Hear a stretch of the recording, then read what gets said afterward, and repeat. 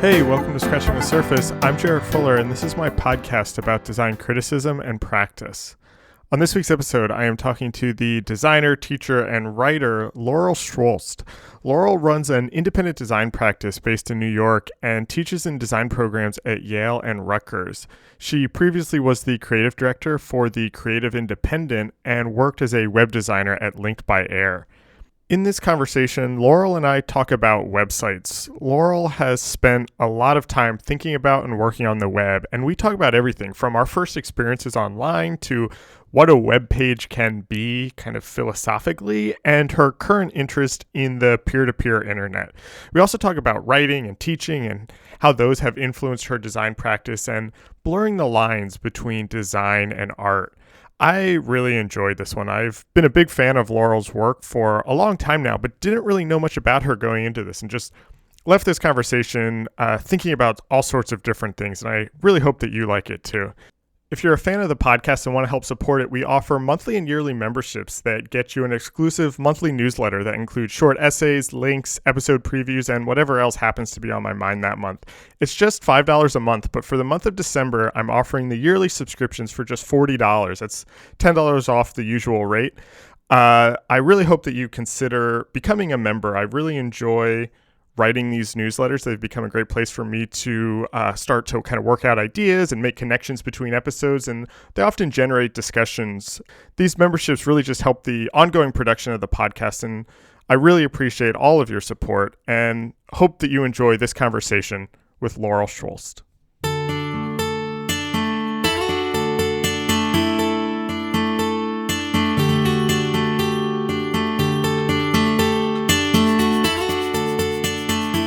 Usually start these interviews with just like a little bit of background information, and I'm very interested in how people got interested in graphic design, and I think we're about the same age, and so I'm kind of curious where you learned about graphic design or realized that graphic design was a thing that you could do or that you might be interested in. I mean, as a kid, I was always into nature, art, and computers. Okay. And so, I mean, I grew up in the center of Illinois. Technically, my birth certificate says Normal, Illinois on it. Nice. And we lived in a wooded area, and I would just, like, go out into the backyard and explore. I remember when I saw that Animal Planet, the channel, was coming, I, like, called them to, like, make sure we got it really fast. And I remember once we got Animal Planet, I, like, watched this show where I learned that you could keep water striders as a pet. And so I, like, went out to catch some water striders, and I fed them frozen moths for, like, 2 years. And, I mean, I just to say, like, that was, like, a big part of my childhood. But also, because it was, like, a kind of boring place, I was also, like, a horse girl. Nice. So just, like, very passionate about horses. And I don't even know where that came from. I just remember, like, I was 4, and I had already taught myself, like, how to neigh. But anyway, I, like, needed to use the computer to learn more about horses. I wanted to ask about that of, like, you know, you said that your interests as a kid were nature, the computer, and art. Yeah. And I don't know if those often go together. I think, like, the computer and the art go together, but, like, nature and computer, like, I feel like my friends, and when I think of my childhood, there were, like, the people that really liked nature and really liked being outdoors, and then there were those of us that liked the computer. Yeah. And those often didn't overlap. How'd those come together for you, or what was that like? Yeah, that's a good question. I mean, right now, all I'm thinking of is, like, horses are the link. Okay. I mean, or so animals. How is horses the link? How is horses the link? I mean, I'm just, like, interested in this creature, and creatures, animals are a big part of nature. Right. And I wanted to learn more about these things. I mean, it was weird because it wasn't even like I was surrounded by horses. It was more like their images in books and stuff. But, you know, like, I lived in a forest. And I just remember my dad got a computer really early. Like, I remember I was in first grade and I logged on to AOL my first username was LS Leopard because I thought leopards were really cool. Yeah. And my initials were L and S. Yeah, I mean, I don't know if I have a super good answer. I mean, what was it? Well, I mean, let me ask you it in a different way. And, Yeah. and I think like thinking about your first computer and getting the computer is interesting. And I remember when we got our first computer, and like, if I remember correctly, we had a computer for a couple years before we had internet, and you basically could do like Microsoft Word. It was like it was a gateway computer. It was one of those that came in. Do you remember they like came in the box that had the cow box? Yeah. But what grabbed me about it were two things. One, we had a copy of Microsoft's Print Shop Deluxe on it, which was like a page maker software. It was basically like an early InDesign or something like that.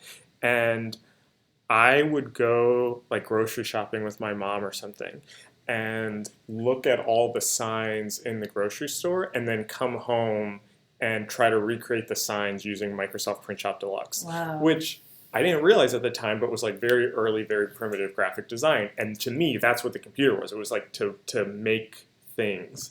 And then when we got the internet, it was the same thing. Like I was very fascinated by these, like, going to these sites and seeing things that were like on our computer but not our computer. It was like it like completely opened up something for me. I'm kind of curious what was that like for you? Yeah, I mean, I do remember having a computer before internet. I remember at a certain point I got to have a computer in my room but didn't have internet, and I just yeah, me too. I remember actually with your friends in the basement, you would play games like Store and School. Yeah. I remember making school assignments on my computer. Right, yeah, I did that too. I also remember listening to Alvin and the Chipmunks while like doing MS Paint.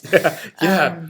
But I don't, to be honest, like I feel like graphic design only came into my sphere like kind of like, oh, I have to pick a major now, and this makes a lot of sense for like these things I'm interested in. I just remember in 5th grade. Also, okay, before that, like, I feel like I've always, growing up, self-identified as being, like, weird. And what I mean is, like, whenever, like, you'd have to pick a country to do a project on, I'd pick, like, a really small, weird country. I remember doing a project on Andorra. Nice. And then I think it was, like, what was it, 5th grade or 8th grade? I forgot. But, like, we had to do a career report. On what kind of career we'd want. And at first, I looked at what are all the careers that combine science and art and maybe computers. Right. And, it's like medical illustrator, like graphic designer, all this stuff. And I'm like, oh, these are too default. Like, and so somehow using the internet, I found that there were people doing PhDs in something called design psychology. Oh, interesting. And so I just decided I would be a design psychologist. And you're like 8th grade, so you're like 13 or something like that. Yeah. That is amazing. I mean, I was definitely the same way as a kid. I think, I don't think I would have, I don't know, it's hard to say. I don't know if like as a kid, I would have said that I self-identified as weird. I definitely like felt different, and now as an adult, and I look at the stuff that I did as a kid and the stuff I was interested in as a kid, I was like, that was weird. So I know exactly kind of what you're talking about. But what was your introduction to graphic design, I guess is what I'm trying to ask. Like, growing up in Normal, Illinois, and liking horses and computers, did someone tell you about graphic design? Did you find this on your own? Like, where did that term come into your life? Yeah, that's a good question. I mean, I think it was also through horses in the internet, because I played this online horse game that was basically like Neopets but for horses. That's amazing. Called horseland.com, that I joined around 1999. I remember my first username was like horsey123. This is the best like origin story of the podcast so far, by the way. And I just remember so in this game, you had to create your own images of horses, because otherwise you'd just get this default picture. And so people were really into finding a beautiful picture of a horse online and then photoshopping the name of the horse. Oh, yeah. And I just remember I was just really bad at it. Like, compared to a lot of other people, I was just like, wow, how did they do that? Like, I don't have these skills. And, they were doing stuff like bevel, emboss. Right. But also just like composition stuff. I mean, when I saw a good picture, I was like, wow, this is really good graphic, or a good profile picture for a horse. I was like, this is really good graphic design.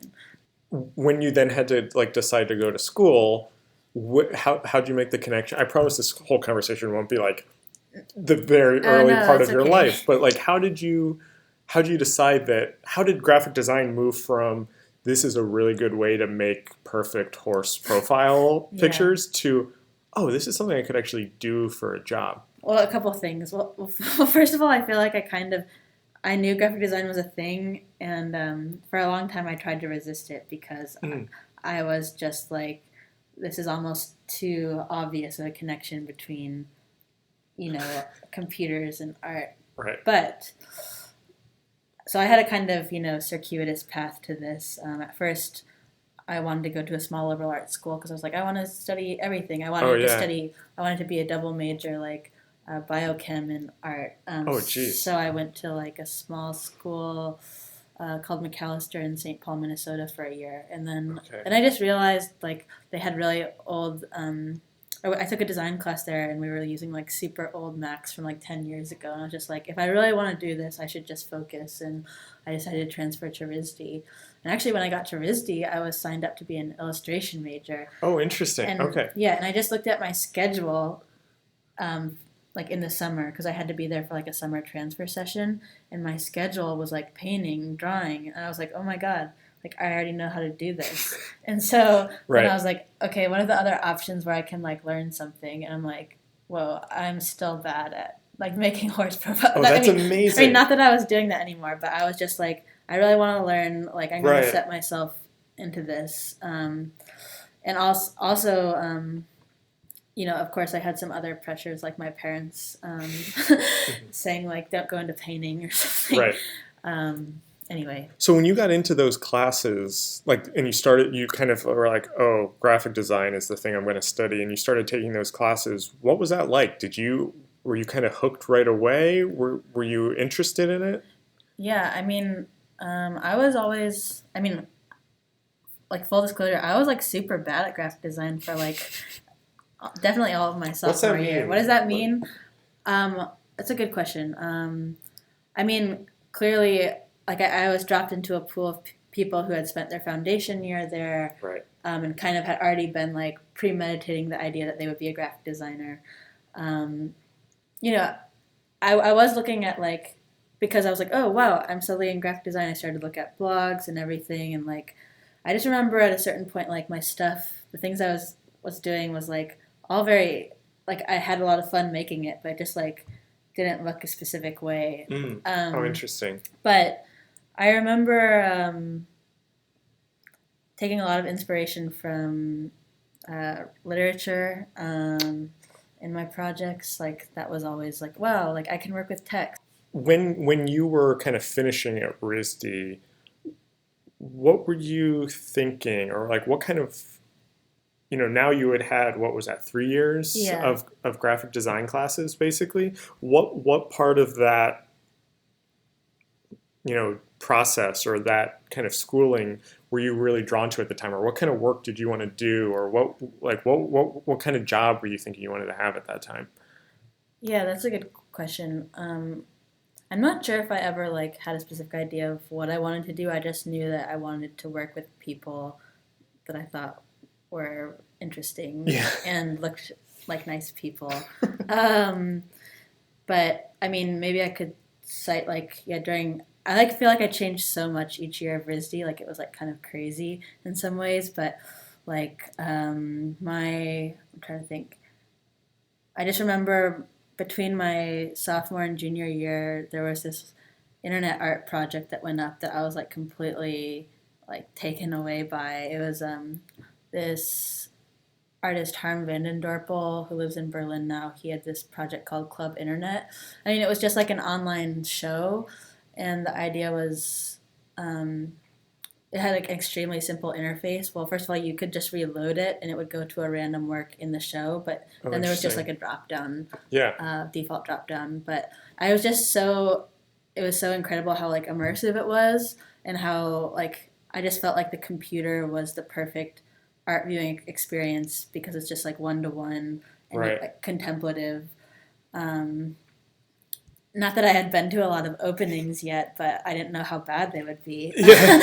Well, I mean, it kind of gets to I guess what my real question was actually, because I feel like so much of your career has been interactive design or web design, and I'm kind of, I guess like that's my question is, was that always where you were interested in working online, kind of doing that type of work?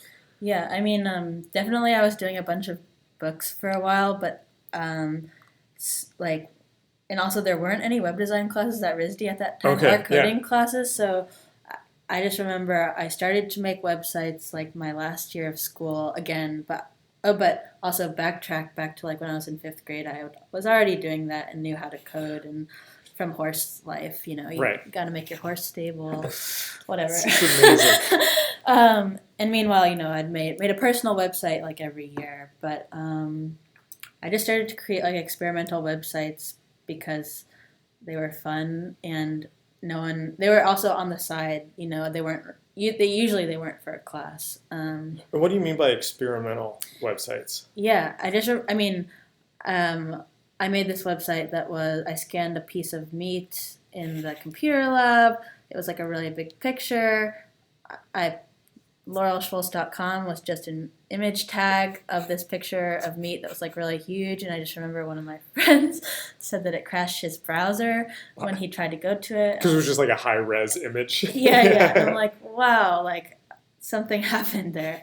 I mean, so that was like my first like exciting moment. And so this is probably like late 2000s, Yeah, right? 2009.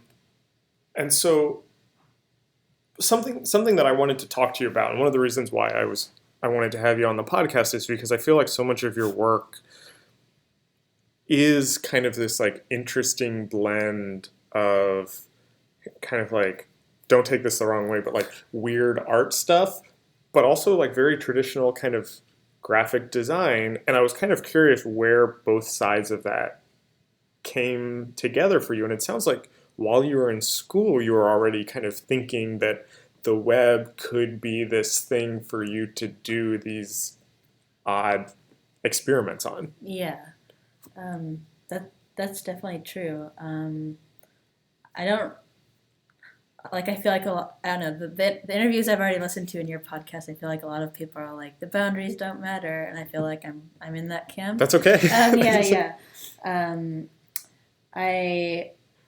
I was, yeah. I feel like actually reading a lot of the interviews in the Creative Independent where I worked Yeah.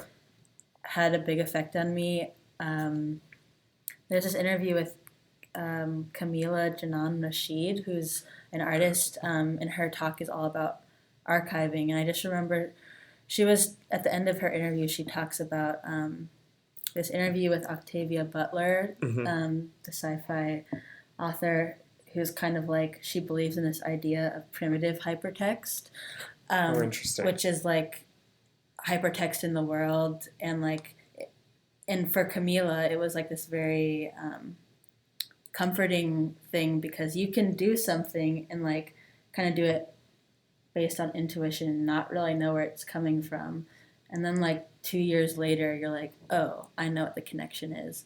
Interesting. Yeah. It's kind of like, yeah, why limit yourself when everything's going to be connected anyway just because you're a person? Right. Yeah. Yeah, I mean, that's kind of like I feel like that's part of my way of thinking about that also, and I think the way this podcast has evolved, kind of following my own interests, is very much of like blurring some of those boundaries and not, maybe defining things so rigidly.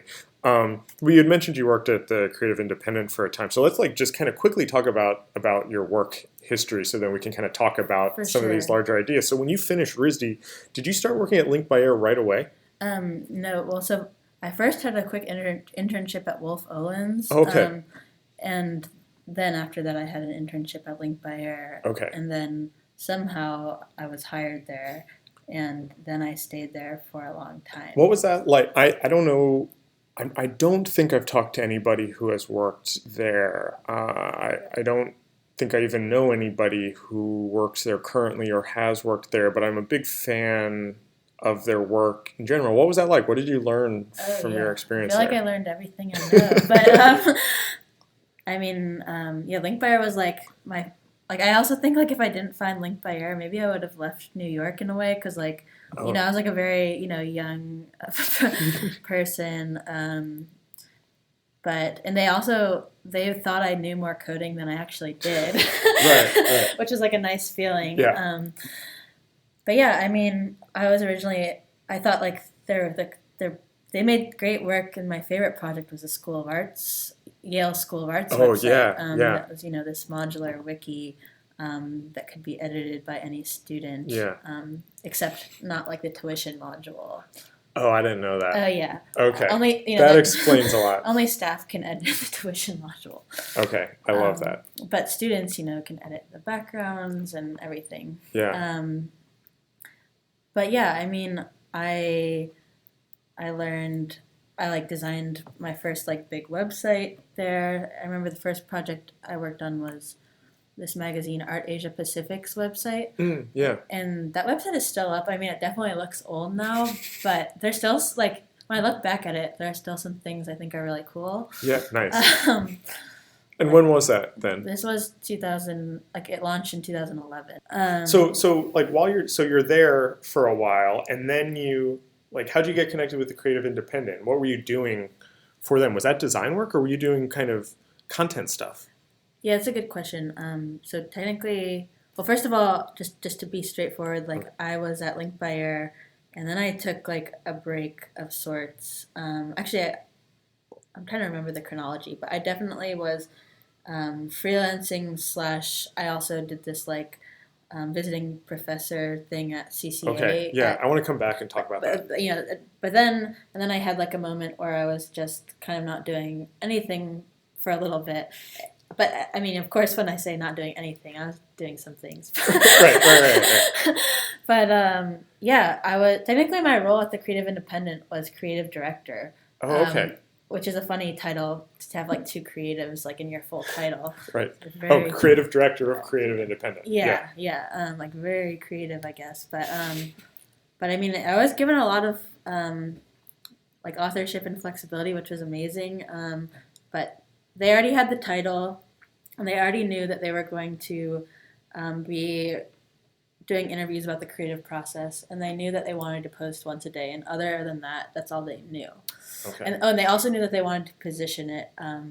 It would be kind of its own thing, and like kind of in some ways like. And it's just like for listeners who don't know what this is. It's a Kickstarter, like online publication that's like an interview series. It's only interviews, or is it essays also?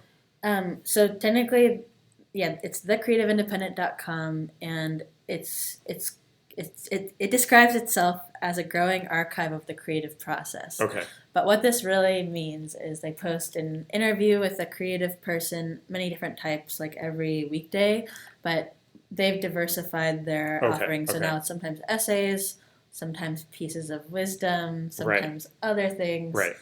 Yeah.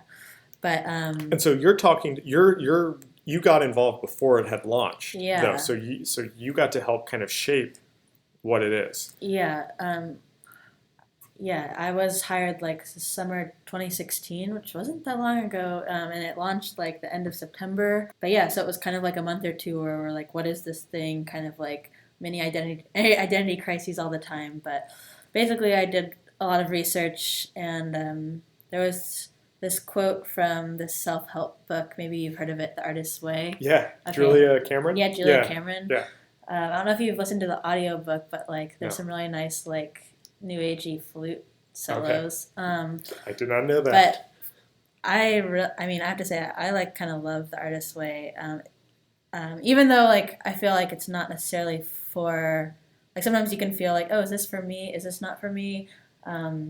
definitely feel like parts of it apply to everyone. The thing that I took away from that book that I go in phases with, but is the idea of, or maybe this isn't in The Artist's Way, but it's a Julia Cameron thing, the morning pages where you have to write like 3 full pages a day, it's like that's for writers mostly, but I've definitely gone through periods of my life where I've done that, and I find it so helpful. And when I'm not doing it, I always think like, oh, I should do artist pages again. Oh, that's so nice. Yeah. Yeah, I thought it was so interesting. You're not supposed to look at them after either. Right. Yeah. Right. You just like write them, and it's just to like get stuff on the page, and then you go and do your work. Yeah. Yeah, but I feel like this quote is on the About page of the Creative Independent. I feel like I've read it a bunch of times. But basically, she talks about any creative or artist's path as being cyclical and almost being like a spiral path where you're interested in the same things and you like gradually get closer, but you like still have problems all the time and they never really go away. Yeah, but maybe it gets a little better because you get closer to the center, but it's still never perfect. The artist's life has a lot of, there are a lot of difficulties embedded because you're trying to do something. I don't know. You're trying to find some sort of truth. Yeah, I don't mean to go off on a tangent, but I actually like something that's come up on this podcast recently is this idea of practice and the fact that we call our work a design practice, and I feel like that idea of the circle really hits at that idea of practice, and that there is this kind of constant cyclical refinement or kind of coming back to the same topics again and again. And I often think that we don't think about practice. This is like a new thing that I'm still trying to articulate exactly, but like we don't think about practice in the way that we should, and that kind of every project we do is a way to kind of reinvestigate these things that we're kind of constantly thinking about. Oh, you know what I mean? Yeah, totally. I've been thinking about that. I also feel like that was something like going from school to the real world. I feel like it just takes so long to realize that like, no, this isn't just a bunch of projects. This is like my lifestyle. Right. And a body of work. Yeah. Like how I live my days is like the thesis of my life. Right. In some ways. And I feel like I'm very interested in the everyday. So, of course, I'm interested in like certain rituals and stuff. I think in the past year. I feel like I before I go to that. Okay. Yeah. There's just like one thing I want to say about the Creative Independent, in that circular path that ended up being the logo, which is a spiral. Oh, right. Yeah. Okay. And the spiral is pixelated because we post every day, and each day is a box. Right. And I love that. The boxes are colored, just because like colors. Yeah. I never put that together before. Oh, okay, cool. Like these little punctuations, and we kind of imagine the spiral as this thing that could grow a lot, kind of like rings of a tree, or a snail's shell getting really big. But yeah, so that's where it came together. And I just remember doing the initial presentation to them. There were like 3 main themes. It was like calendars, and I just showed a bunch of different types of calendars, and then like spirals. I showed a bunch of different spirals, and then the third thing was like the kind of intense, but the interconnectedness of all things. Nice. I feel like I just showed like spider webs. Yeah. So you were doing. I want to hopefully kind of like use this to set up to these other things that we were starting to then talk about. But I do want to follow this thread for a second. So for them, you were still at Link by Air? Oh no. I had stopped Link by Air. Was freelance for a while, and then like this was a full-time job. Okay. I didn't realize that. Yeah, where but then I taught 1 day a week. Okay. So it was like 4 days. Yeah. And so you were doing kind of like, you designed the site, and then were you doing content for it also? I was eventually. Okay. I had like my first interview like, I don't know, March of the year after or something, and then I think I've done like 7 or 8 total. Okay. But and also, I don't know, just when you do a site, you're like, oh wow, I designed the site. And it was kind of an amazing experience to still be there and be able to garden it. Yeah. And like, that was also one of Link by Air's philosophies, that they really like to have ongoing clients where they'd garden the websites. And they'd change over time. So it was like a really unique opportunity. And since we realized the site was all about time, calendars, I also like started this series called the Weekend Artists series, where it was a lot of work, but I would invite an artist to basically, we called it the weekend curtain. So during the weekends, a metaphorical curtain would go over the site and something would appear on the curtain. And usually it was, it could be as small as an audio file, a simple or a little video, and other times it would be more expansive, like a web project. But you would just view it, and then once you were done, you'd say continue, and you could, like, the curtain would metaphorically lift up. And then it would be gone, or at least like somewhat gone. So this was like, I mean, it is actually interesting because this was a way, kind of going back to this, like, what I like about your work is this blend between kind of, I'm sorry to like put these definitions around it, but like kind of traditional kind of client web design work and these experimental kind of art projects, you're able to bring those together kind of with the creative independent. And so how'd you decide to go out on your own? I have a series of questions around this, and so I'll ask you two right now, and you can kind of, they may or may not be related, because I want to make sure we don't forget something we talked about earlier. How do you decide to go out on your own, and kind of what was the goal there, or kind of how did you, why did you leave this thing that seemed to bring together all of your interests? And then the second question is back to when you were talking about like the thesis of your life. I'm interested in how that actually like plays out in the work and like as being a solo practitioner. Do you feel like you're kind of, building that kind of body of work that you're talking about? I feel like I have a few reasons why I left, but I don't know if I have like a super good reason. I mean, in some ways I just think the structure of it being a full-time job eventually kind of got to me. Or just like, I don't know. I feel like it was also a little bit of like self-sabotage where I was like, wow, this is a full-time job. Am I doing enough for it? Because I would just the way I am, I'd always have a bunch of other things going on. But yeah, it was amazing to work there, and also maybe the open office got to me, but that's just like a crazy. I mean, that will do it. But it was an amazing job, like all things said. But I went off on my own, and I'm not sure what my goals were. I mean, I think I had just paused for a little bit, but I do have to say. Maybe going back to what we were talking about before, like design as a practice.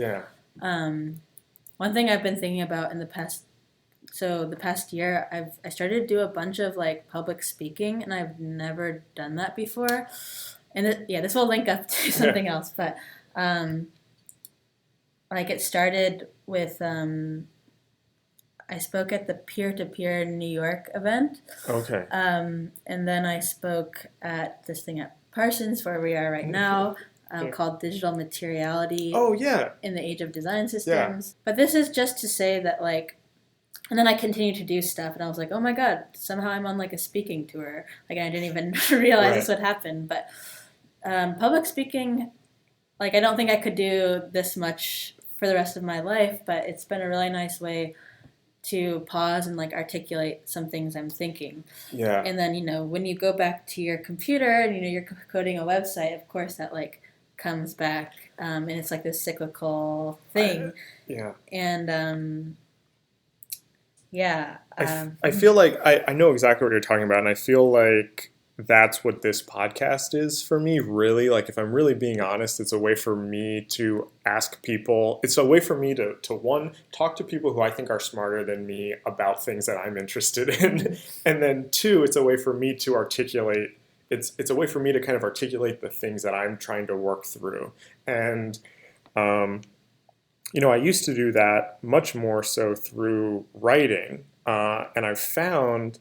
And I still do a little bit of writing, not as much as I would like, but I found that there's something about the kind of like dialecticalness of conversation that allows me to like really figure out what I what I think. Yeah. Which is like what public speaking does. And so you also, you mentioned you're doing more public speaking, but you also seem to do a fair amount of writing. And I'm kind of curious how that, whether it's speaking or even the writing, how does that kind of fit into your practice? Well, the Creative Independent was awesome because eventually I just was like doing interviews as part of my job, and that was like such a treat to be able to just interview interesting people Yeah.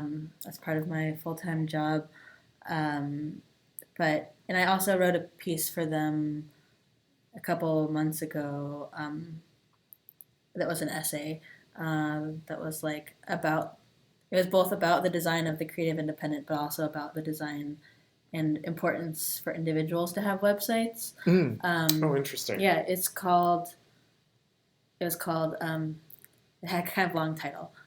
My house, let's see, okay. My house, wait, my website is a house next to a, wait. okay. Here we go. We can just put a link to it on the page and people can just click on it. Okay, but It's okay. the title's cool. Okay. It's like, my website is a house next to a river of knowledge. Or no, my website is a shifting house next to a river of knowledge. Okay. And that was like the metaphor for the Creative Independent. We thought that like the interviews were this river, and they were like always flowing, because they were like done every weekday.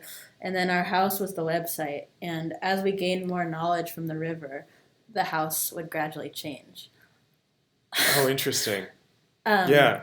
But and so that was part one of the title. And the part two was, what could yours be? So like, my house is this. What is yours? Or my website is this. What is yours? Right. So I was just going through all these metaphors of what websites can be, and my big thing was just like, a website can be anything. And like, even like in my classes, I'm trying to teach students that like, a website is just like a collection of files, and it has to have an index.html file, and it could be like, just a picture of meat on a page if you want it to be. It could also be an archive, or all these other things.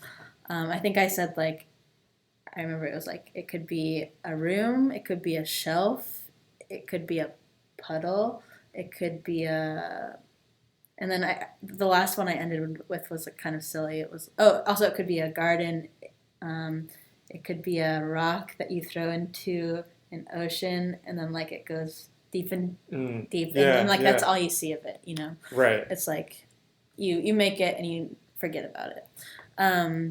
But it was, just trying to remind people that actually making a website is quite easy, and it can really work and complement your practice. Like, if you're an artist, you should think about like what kind of website you want. It doesn't have to be this portfolio. Right. Yeah. I mean, I feel like there was this really sweet spot where it actually connected with the history of the internet and where it's going, because I ended the article with like this thing that was like, whoa, I think the web turned 29 last year. It's basically as old as us. Right, yeah. But like, the web is basically, Tim Berners-Lee, who is the creator of the World Wide Web, said the web is in a state of threat. We need like more power in the hands of individuals, and that's why I'm like advocating for an abundance of websites, managed by individuals. And so back to like my day-to-day life, how does this affect like my design work? I started doing this thing where, because a bunch of people email me being like, hey, I want a website, I'm an artist, and I'm like, that's cool, but all these things. Usually, websites take so long. Usually they take up rent in my head that I'm not willing to give. I love how you put that. Yeah, that's exactly right. But so I started doing this thing, like, I'm like, would you be interested in spending a whole day with me and finishing your website by the end of the day? I know that's like a lot of pressure, but we're not going to make a perfect website. We're going to decide what kind of website it is, and that's going to be okay. And also, if you don't want to publish it at the end of the day, that's okay too. Like, you can sit with it for a while.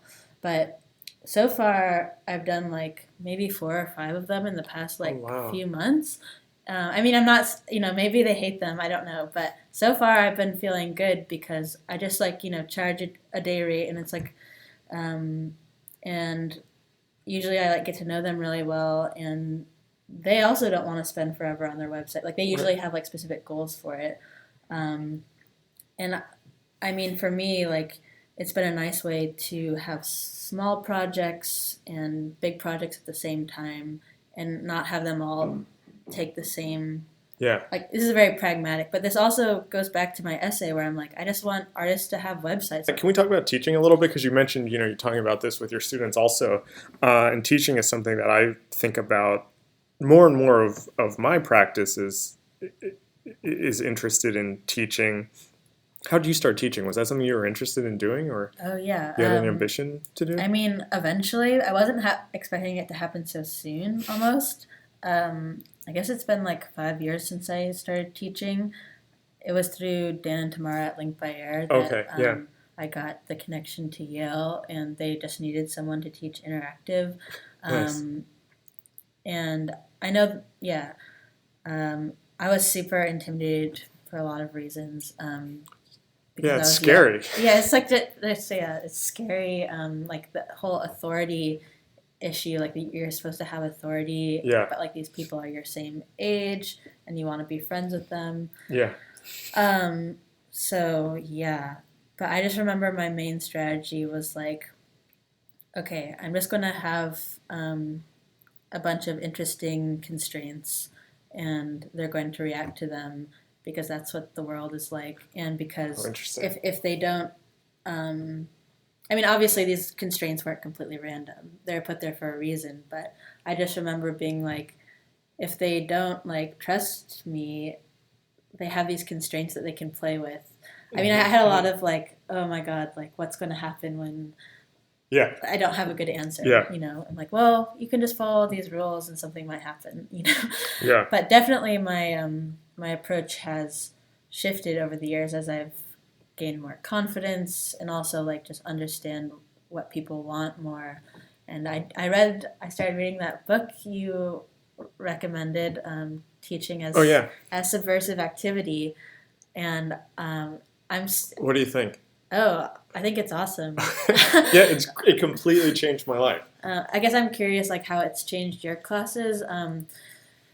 But I mean, just to say like what it's meant to me so far, or like the thesis of the book to me so far is just like students should have the questions, right? And then you'll form like kind of what the class is based on their questions, and they should learn to just question almost everything about the world. Right. Yeah, that's exactly the same thing for me. And like my I didn't mean to cut you off, but as you can tell, I get really excited about this book. What you were just saying about authority was a big one for me. And I think, whether it was like insecurity, whether it was feeling too young, whether it was like a fear of not having the right answers, that book, like basically a combination of that book and just, teaching more and more made me realize that being a good teacher, or even just my job as a teacher, is not to be the authority, and is not to be the person who's like standing in the front of the room, totally, like telling the students what to do. And especially in design, I feel like the book is not about design at all, but is so applicable to how we think about design, and that it's not about think about my own design education. It's not about teaching like this is good design, this is bad design. It's about getting students to question why we consider certain things good design and certain things bad design. Totally. And I really wanted, when I first started teaching, really wanted to like have the classes be really open and let the students do whatever they wanted, but also like wanted to make sure that they learned how to do the things they needed to do to get jobs. Right. And I feel like that book helped me find a good balance in letting the students kind of guide with their interests, and then letting me just be another participant in the class in a way, but also the person that's like putting the parameters around it. You know what I mean? Yeah, totally. I mean, I definitely think that my original teaching mentality totally came from a place of insecurity. Yeah. And it's only through growing that Yeah. I've realized that, I feel like that, I mean, I'm only halfway done, full disclosure, but like teaching is all about just like creating a learning environment. Yeah. And I do think there are subtle ways I've already been doing that, but definitely I can improve a lot. But like even I like play music in class before people, or like as people are coming in. I've been wanting to do that, and I'm really self-conscious about it. You should do I think it. I'm going to do it this semester. Do it, yeah. Okay. I mean, of course, I'm sure a lot of students hate my music, but some students ask for like a playlist at the end. Yeah. You know? But anyway. How has being in the classroom and being a teacher, has that changed how you think about your work and like the work you're doing with clients? Yeah. I mean, I don't know if I have a really good answer off the top of my head, but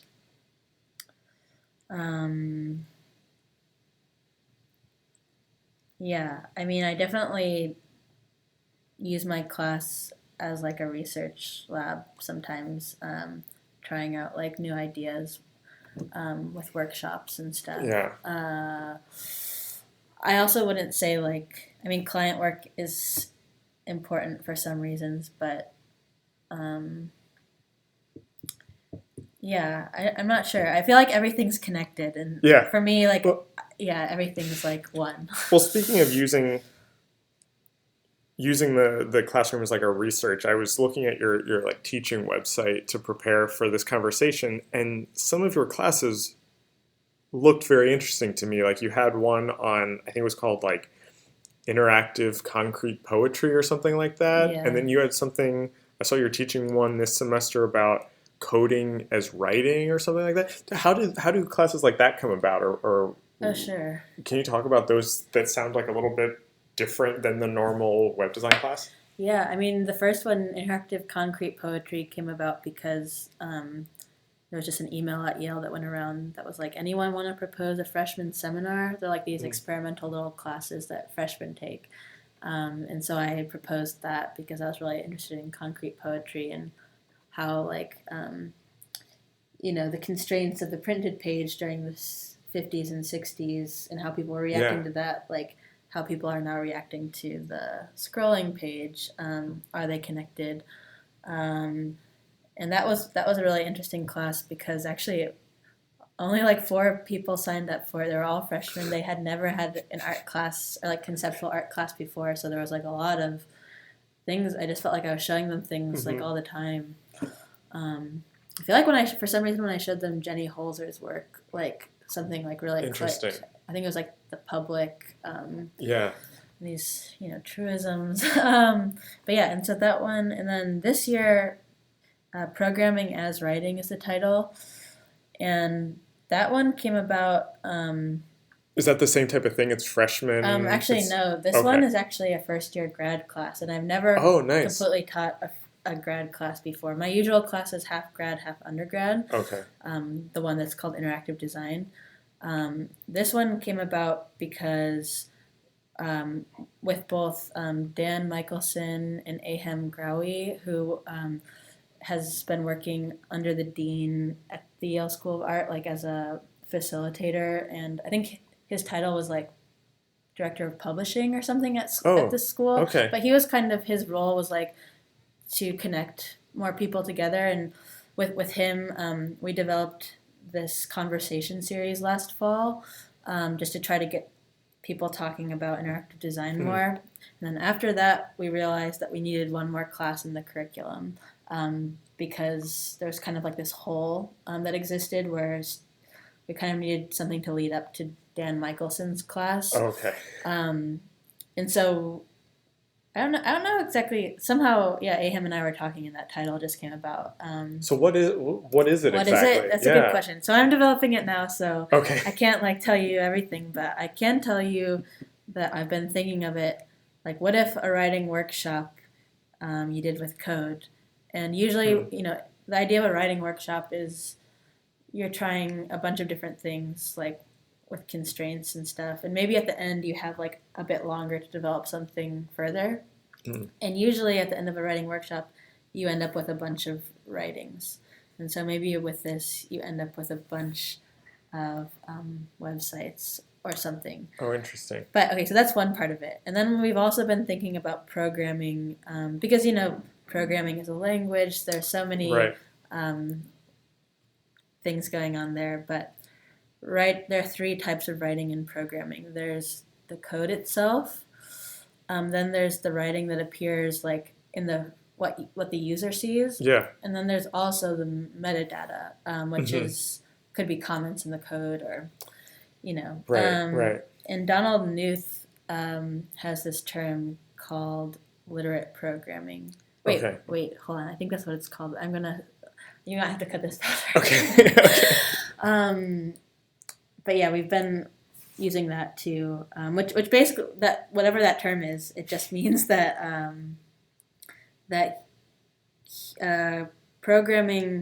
programs should be readable by humans as well as computers. Oh, right. Yeah. Right. Okay. So I mean, there are a lot of like big ideas going into this class, but I think at the end of it, I want to expose students to a few key programming languages. And another big thing is I just want people to feel like confident with their computer even before the internet is turned on.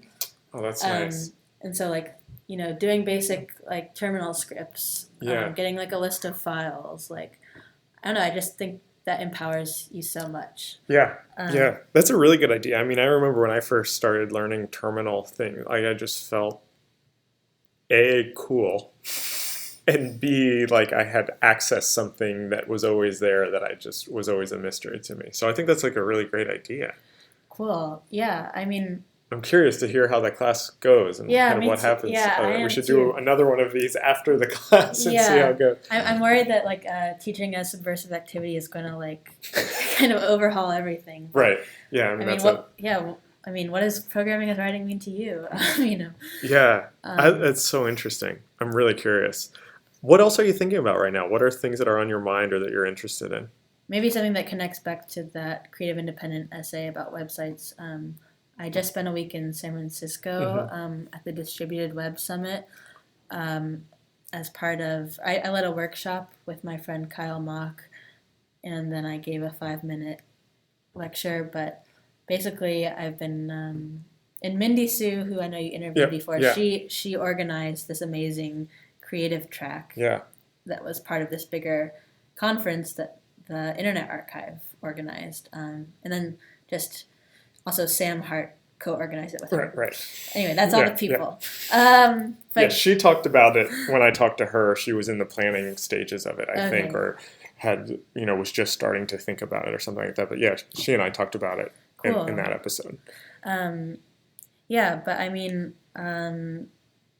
basically, last winter I started to get into this because I heard about this new browser called Beaker Browser. I think they call it the Beaker Browser or Beaker. Yeah. Beakerbrowser.com. Basically, when you open it, there's this little button next to the search bar that says create a new website. And so the idea is that you could create a website right within the browser. So it's kind of like leveling the playing field of like viewing and surfing for stuff. Yeah.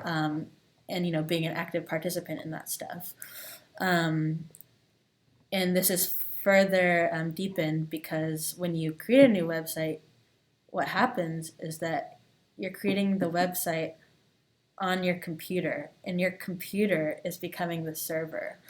And and also this uses a new protocol called DAT. So the website URLs on Beaker Browser start with DAT : / instead of HTTP : / But basically, I mean, what this means is that you can access my website on the DAT protocol on Beaker Browser if my computer's open and I'm, serving these files.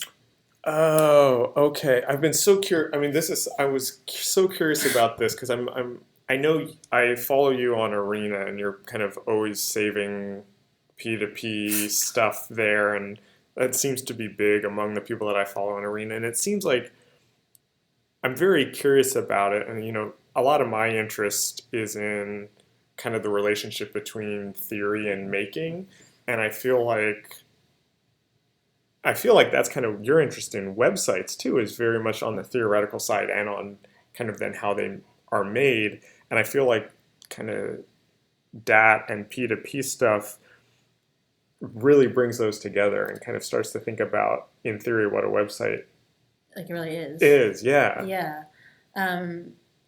Totally. And one other thing about it is that if you like the website, or if you see my website and you like it, you can say, I want to see this website because it's so cool. And then it's basically like a BitTorrent network where... Okay. So then, if my computer shuts down, thankfully... Okay, that's what I was trying to ask then is... Yeah. Because I didn't understand the technical side about how it works. Okay, that makes sense. So, if I have a viral video, my computer won't get hot and explode because other people are seeing it too. Right. In theory. But yeah, I mean, what you were saying, it totally ties back to like what I've been thinking about. And also, I start my classes, my interactive design class, with a history of the internet. Oh, nice. And so this like completely ties back to like the internet's original, decentralized model.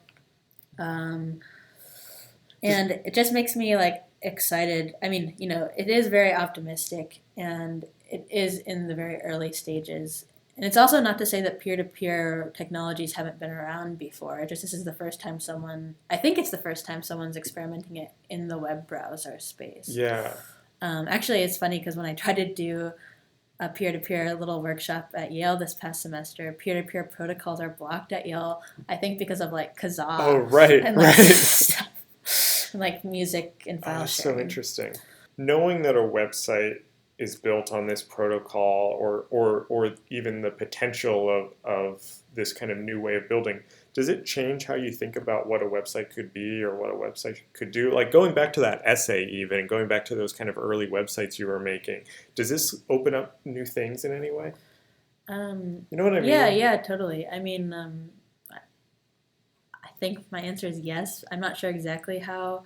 I do think that the takeaway, well, there are a couple of things, but I feel like for me it's having like if the internet is like a constant stream of like a downpour of information, this is like a little dry spot. This is also just like, I mean, it's also a place because there's no like search engine for it.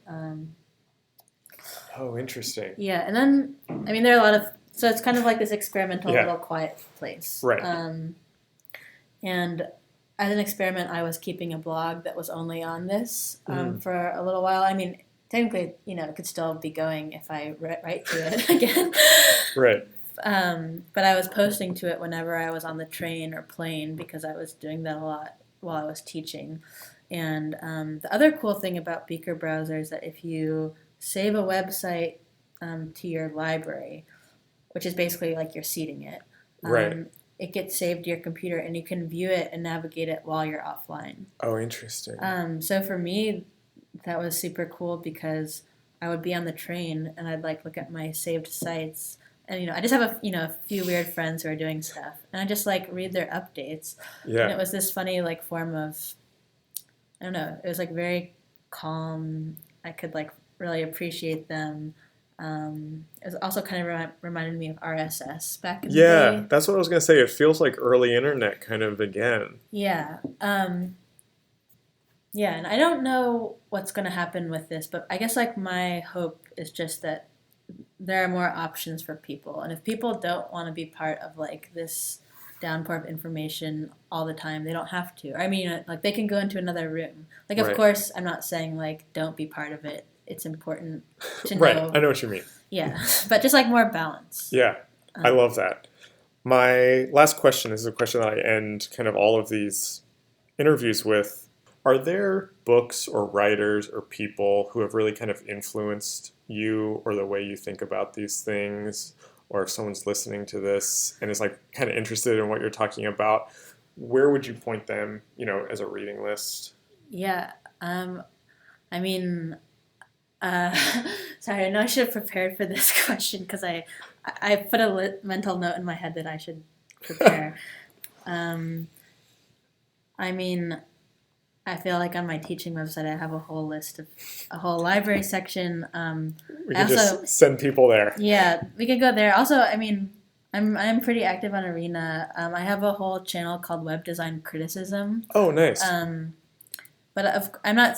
Yeah, I also like am interested in like completely other things like novels and like poetry. And, what novels have you read recently? Oh, I guess the most recent one I read, Elena Ferrante's My Brilliant Friend. Oh, that's been on my list. Everyone says they're so great. Yeah. All of her books are so great, they say. Yeah, I think I'm going to go on to the next one. Let's see. I also, I've been reading, I'm trying to think. This poet, Lynn Haginian, she has these essays about her poetry that have been really awesome to me. Like there's this one essay called The Rejection of Closure, which is kind of about how she writes poetry where it has to be like this, I mean, she's never explained how she writes poetry, but I think it must be erasure. Just the strange combinations like no one could actually do. But her openness is like, you need to be specific, but also open enough where anyone could have an interpretation. And it's also kind of related to maybe like being a female and just like having many interpretations of the same text. Yeah. And I'm trying to think. Yeah, I've been reading, and then I've been reading. Let's see. I don't know. Maybe that's good for now. Yeah, I mean, honestly, I think just sending people to your Arena channel. I mean, you're very prolific on there. You're one of my favorite follows. Thank you so much for being on the podcast. This was really fun. Oh, sure. Yeah, thanks for inviting me. This episode was recorded on August 9th, 2018 in New York City. Our theme music is by Andy Borgasani. We're on Twitter and Instagram at Surface Podcast. You can find us wherever you get your podcasts and at scratchingthesurface.fm. Thanks for listening.